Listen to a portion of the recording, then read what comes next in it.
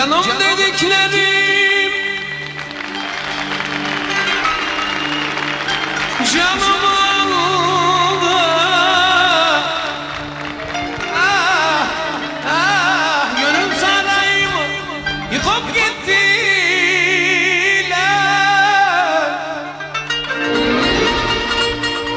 Umutsuz yaşantım onlardan kaldı.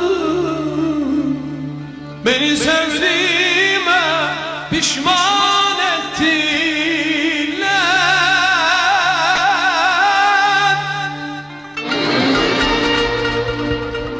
Bu mutsuz yaşantım onlardan kaldı. Beni sevdiğime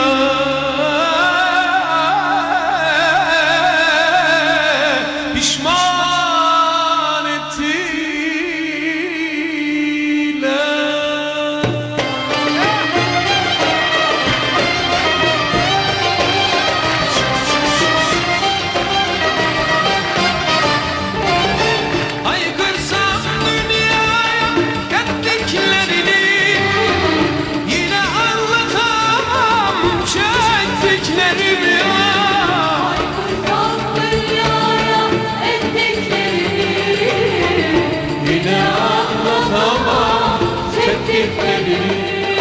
Sanırım zalim yapmamı sevdiklerimi, beni bu günümden dünden ettiler.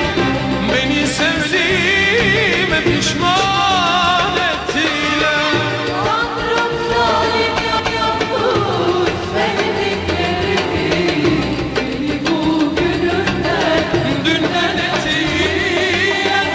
Beni sevdiğime pişman ettiler.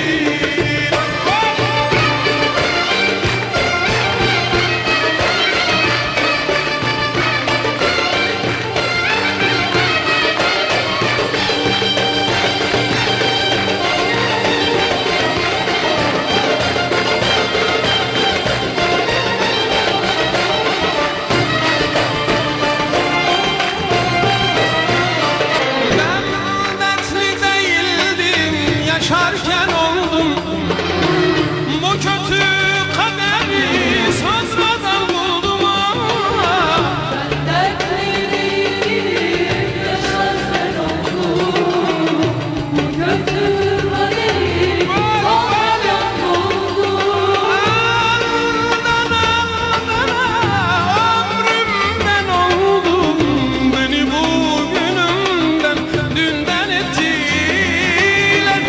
Beni sevdiğime pişman ettiler. Aldana ömrümden oldum. Beni bu günümden dünden ettiler. Beni sevdiğime pişman ettiler.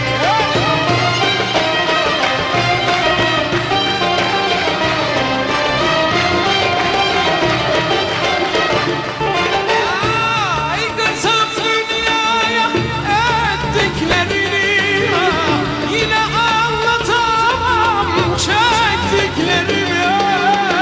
Aykırsam dünyaya ettiklerini, yine anlatamam çektiklerini. Canlarım zalim yapmış sevdiklerimi,